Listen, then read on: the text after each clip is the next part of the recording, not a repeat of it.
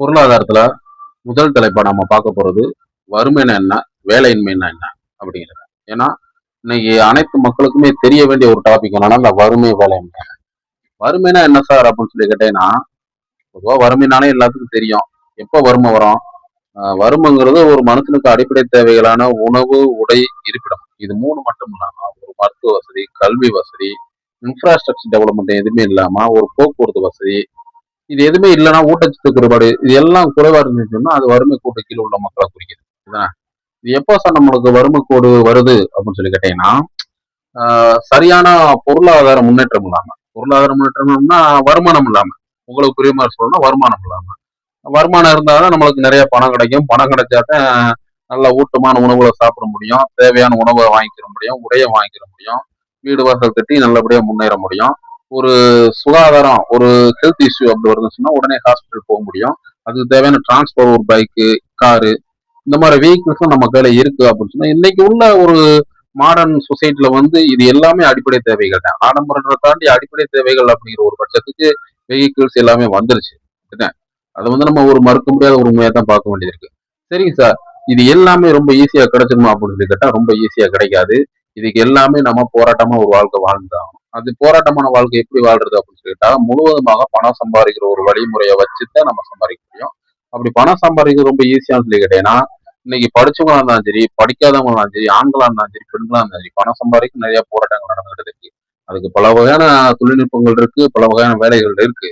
ஆனா அப்படி இருந்து வறுமை நம்ம நாட்டுல இருந்து இருந்துகிட்டு இருக்கு. ஸோ இந்த வறுமையை போக்குறதுக்கு நம்ம கவர்மெண்ட் இருந்து என்னென்ன பண்றாங்க, அது மக்களை போய் சேர்ந்துச்சா, அது எப்படி மக்களுக்கு தெரியாமலே பலன் அடைறாங்க, மக்கள் தெரிஞ்சிருந்து பலன் அடையாம இருக்கிறாங்களா அப்படிங்கிற பத்தின தான் இப்போ வீடியோல சொல்ல போறோம்.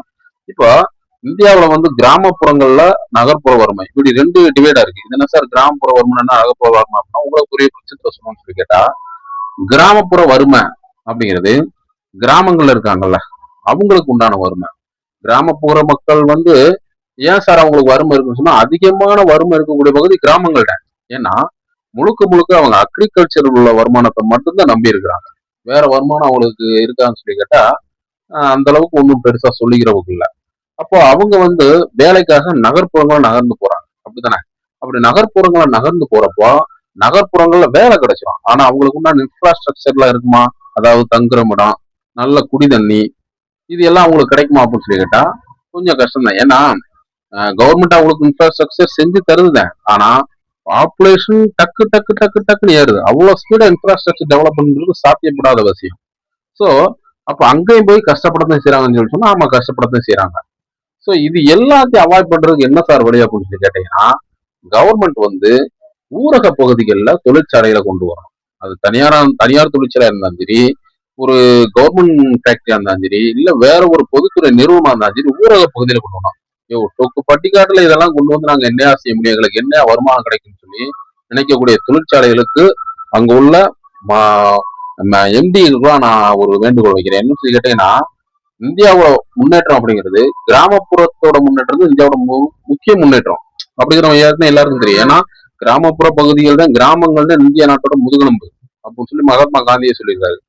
இதுல என்ன சார் நீங்க பெருசா கிராம பகுதியில செஞ்சிட முடியும் சொன்னா கண்டிப்பா செஞ்சிட முடியும். இப்போ ஒரு சிமெண்ட் தொழிற்சாலை இப்ப நான் பக்கத்துல பாத்துருக்கேன். எங்கன்னு சொல்லி கேட்டா நம்ம உப்பத்தூர், நம்ம கோவில்பட்டிக்கு முன்னாடி உப்பத்தூர் போற பாதையில ஒரு கிராமமே இல்லாம ஒரு ரயில்வே ஸ்டேஷன் கிட்ட வச்சிருக்கிறாங்க.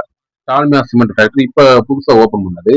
அந்த சிமெண்ட் ஃபேக்டரிங்கிறது பெருசாலாம் ஒரு டவுன்ல இல்ல, ஒரு மாநகராட்சியிலயோ இந்த மாதிரி ஏரியால தொக்கு பட்டிக்காட்டுல இருக்கு. இதனால கம்பெனிக்காரங்களுக்கு ப்ரொடக்ஷன் அதிகமா தான் கிடைக்கும். ஏன்னா வேலைக்கு ஆட்கள் அங்க நிறைய பேர் இருக்கிறாங்க. கிட்டத்தட்ட ஒரு 1000 பேர் 2000 பேருக்கு வேலை வாய்ப்பு கிடைக்கும். ஏன்னா இப்ப வறுமையை போகணும்னா வேலை வாய்ப்பு ரொம்ப முக்கியம் இல்லையா? அப்போ இந்த வேலை வாய்ப்பை கொடுக்குன்னு சொன்னா இண்டஸ்ட்ரி கிராமப்புறங்களை உருவாக்கணும்.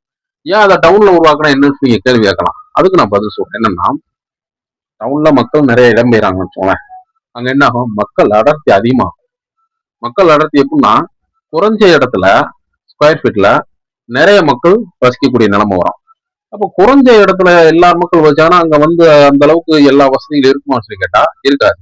ஒரு உதாரணத்துக்கு சொல்றேன், ஒரு ரூம் ரெண்டுக்கு இருக்கிறவங்களேவும் ஒரு பாத்ரூம் காமன் பாத்ரூம் சொன்னா 5 பேர் ஒரே டைம்ல அந்த பாத்ரூம் போயிட்டு வரதுக்கு சிரமமா தானே இருக்கும். அதே மாதிரிதான் ஒரு ரோடு இருக்குன்னு சொல்லி சொன்னா அந்த ரோட்ல மக்கள் இவ்வளவு பேர் போறாங்கன்னு சொல்லி சொன்னா அந்த ரோட்டோட அடர்த்தி, மக்களோட எண்ணிக்கை கூட கூட கூட மக்களோட அந்த ரோட்ல வந்து ரொம்ப டிராபிக் ஜாம் உண்டாகும்.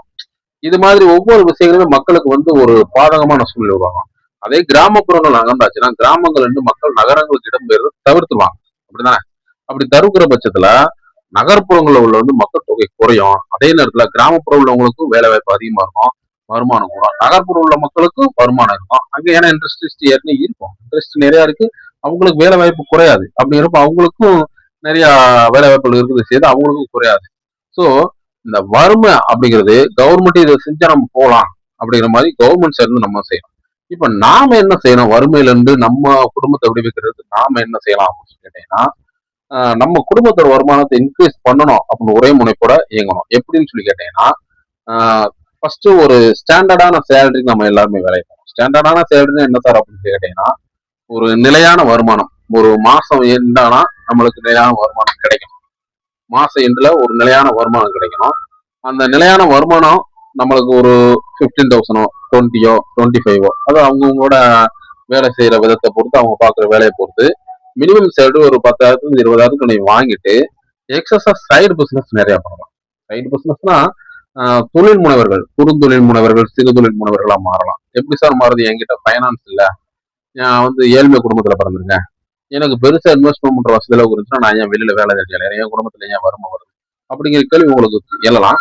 அப்படி எழுதுற பட்சத்துல உங்களுக்கு சில ஐடியாக்கள் நான் சொல்றேன். என்னன்னா, முதலீடு திரட்டுறதுக்கு நம்ம வேலை என்ன இருக்கோ அதை நம்ம பார்க்கணும். முதலீடு திரட்டுறது எப்படி அப்படின்னு சொல்லி கேட்டீங்கன்னா, முதலீடு அப்படிங்கிறது இன்னைக்கு கவர்மெண்ட் நிறைய தொழில் முனைவர்களை உருவாக்கணும் அப்படிங்கிற பட்சத்திலேயுமா தொழிற்கடன் வழங்குது.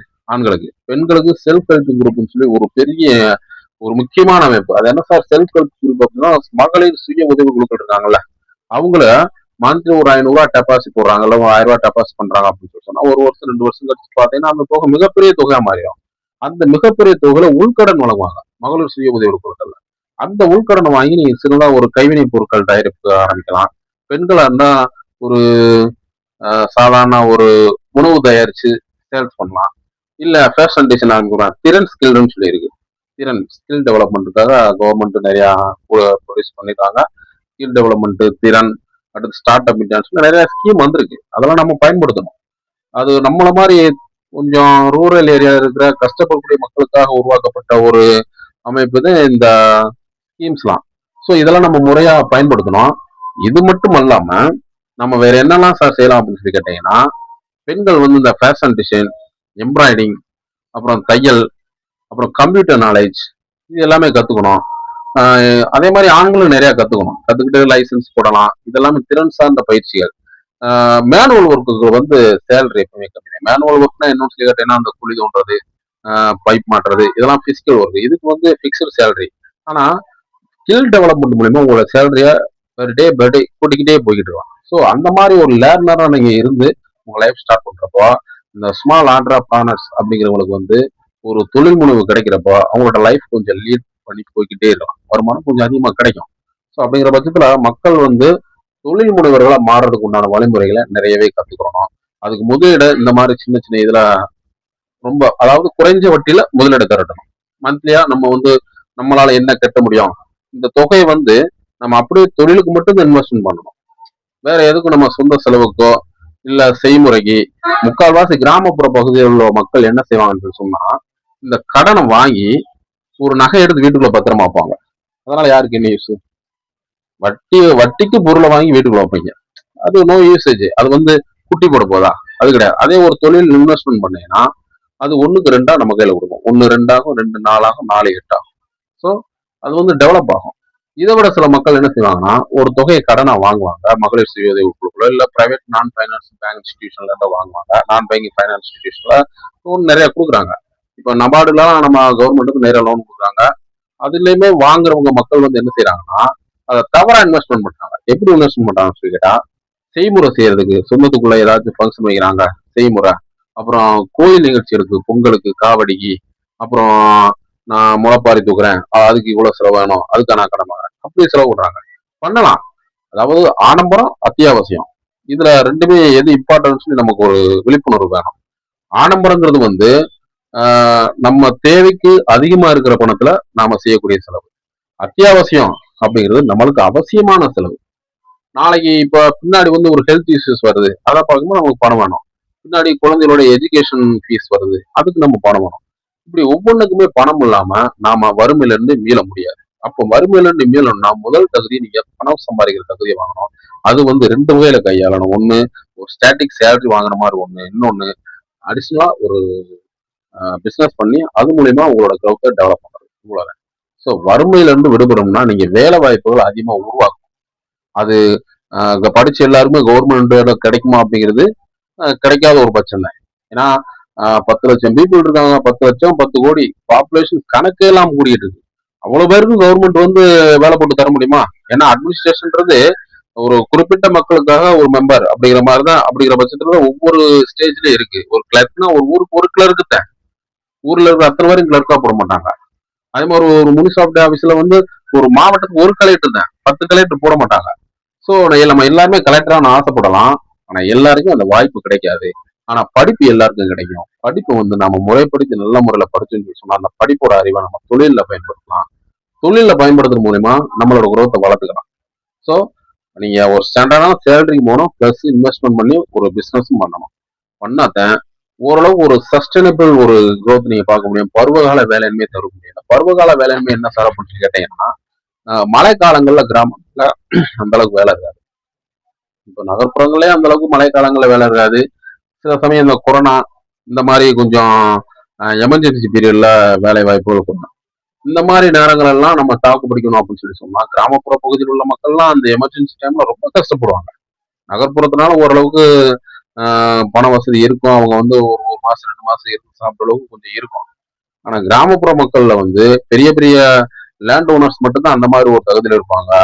அன்னாடம் காட்சிக்கு சொல்லக்கூடிய தினக்கூலிகள் அந்த அளவுக்குலாம் இருக்க மாட்டாங்க. ஸோ அவங்களோட நிலைமையெல்லாம் இந்த மாதிரி கட்டத்துல ரொம்ப கஷ்டத்துக்குரியதா இருக்கும். அப்படி கஷ்டத்துக்குரியதா இல்லாம நாங்களும் நல்ல முறையில வாழணும், எங்களுக்கு ஒரு நீடித்த வளர்ச்சி வேணும், ஒரு எக்கனாமிக்கல் ஸ்டெபிலிட்டி வேணும், பொருளாதார நிலைப்புத்தன்மை வேணும் அப்படின்னு நீங்க நினைச்சீங்கன்னு சொன்னா நான் சொல்ற ஸ்ட்ராட்டஜி எல்லாம் கொஞ்சம் ஃபாலோ பண்ணுங்க. அதே மாதிரி கவர்மெண்ட் கொடுக்குற நிறைய ஸ்கீம்ஸை உங்களுக்கு முறைப்படுத்தி உங்களுக்கு சாதகமா பயன்படுத்துங்க. இப்போ கவர்மெண்ட் நிறைய ஸ்கீம் இம்ப்ளிமெண்ட் பண்ணுது. வீட்டுகளுக்கு பிரதம மந்திரி ஆவாஸ் யோஜனா, அது இலவச வீடு வழங்கும் திட்டம். அதுல ஸ்டேட் கவர்மெண்ட் சென்ட்ரல் கவர்மெண்ட் ரெண்டுமே சேர்ந்து உங்களுக்கு வீடு கட்டி தராங்க. இடம் இல்லாதவங்க அது மூலியமா பயன்பெறலாம். சரி, இந்த Mahatma Gandhi rural employment guarantee act அப்படின்னு சொல்லுவாங்க. Mahatma Gandhi national rural employment guarantee act, அதாவது நம்ம கம்மாவளங்கிறவங்கள அதைத்தான் மகாத்மா காந்தி தேசிய ஊரக வேலைவாய்ப்பு உறுதி திட்டம் சொல்லுவாங்க. அது மூலியமா ஒரு நாளைக்கு 100 ஒரு வருஷத்துக்கு 100 நாள் வேலை, 150 நாள் வேலை சொல்லி கூட்டிக்கிட்டே வராங்க. அதுக்கு சேலரி இன்க்ரிமெண்ட் பண்ணிட்டாங்க. ஸோ அதெல்லாம் நம்ம பயன்படுத்தணும். அத இப்போ ஆண் பெண் இருவருக்குமே சம ஊதியம் கொடுக்குற மாதிரிலாம் கொண்டு வந்துட்டாங்க. அதையும் நம்ம முறையா பயன்படுத்தணும். பெண்கள் அதை அதிகமா பயன்படுத்தணும். ஆண்கள் அதிக வருமானம் தரக்கூடிய சில திட்டங்களை பயன்படுத்தணும். அப்புறம் வீட்டுக்கு தேவையான குடிநீர், ஜல் ஜீவன் மிஷன், இது எல்லாமே நம்ம கொஞ்சம் கொஞ்சமா பயன்படுத்தணும்.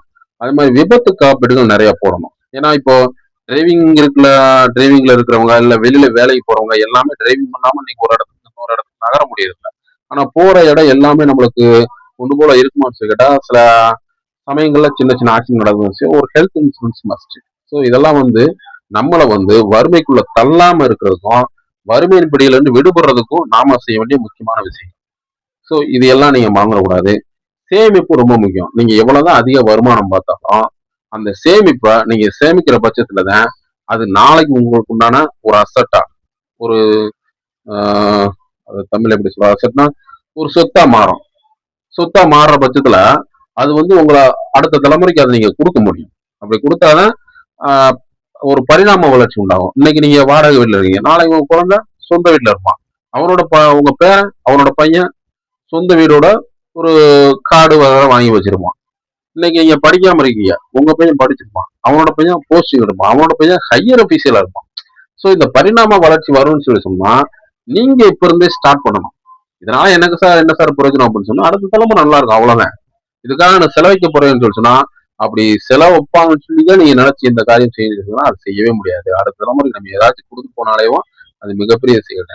இன்னும் இந்த மாதிரி நினைக்கிறவங்களாலதான் உலகம் நல்ல முறையில் இயங்கிட்டு இருக்கு. இல்லைன்னு சொன்னா இந்த உலகம் ரொம்ப ஒரு மோசமான உலகமா இருக்கும். அந்த மாதிரி மோசமான உலகத்துக்குள்ள நம்ம அடுத்த தலைமுறை விட்டுற வேண்டாம். நம்ம அடுத்த தலைமுறை நல்ல முறையில உருவாக்கணும் அப்படின்னு சொல்லி நினைச்சீங்கன்னா நீங்க இது போல இருந்து வாழணும். இது போல கருத்துக்களும் உங்க குழந்தைகளுக்கு சொல்லணும். மேலும் இந்த மாதிரியான பயனுள்ள தகவல்களை உங்க நண்பர்களுக்கு, உங்க குடும்ப உறுப்பினர்களுக்கு ஷேர் பண்ணுங்க. நம்ம வீடியோவை சப்ஸ்கிரைப் பண்ணாம பாக்குறவங்க சப்ஸ்கிரைப் பண்ணிக்கோங்க. இது போல பயனுள்ள தகவல்கள் மேலும் மேலும் உங்களுக்கு தர்றதுக்காக நம்ம தொலைக்காட்சி நிகழ்ச்சி மூலயமா நம்ம இப்ப பொருளாதாரத்துல இத எபிசோட் 1 முடிச்சிருவோம். அடுத்த எபிசோட்ல வேலையின்மையை எப்படி போக்குறது, பெண்களுக்கு அதிகாரம் அளிக்கிறது மூலியமா வீட்டோட வருமானத்தை எப்படி பெருக்கிறது, அவங்களோட பங்களிப்பு இருந்தா பெண்களோட பங்களிப்பு இருந்தா நம்ம வீட்டோட வருமானம் எப்படி உயரும், எவ்வளவு எக்கானமிக்கல் குரோத் வளரும், அதே மாதிரி வீட்டுல இருக்கிற குழந்தைகளோட எஜுகேஷன் வளர்ச்சி எப்படி டெவலப் பண்றது, இதெல்லாம் அடுத்தடுத்து வர்ற எபிசோட்ல நம்ம ஒன் பை ஒன்னா பார்ப்போம். இப்போ வாய்ப்பளித்தமைக்கு நன்றி. மீண்டும் உங்களை நல்ல ஒரு தகவலுடன் சந்திக்கிறேன்.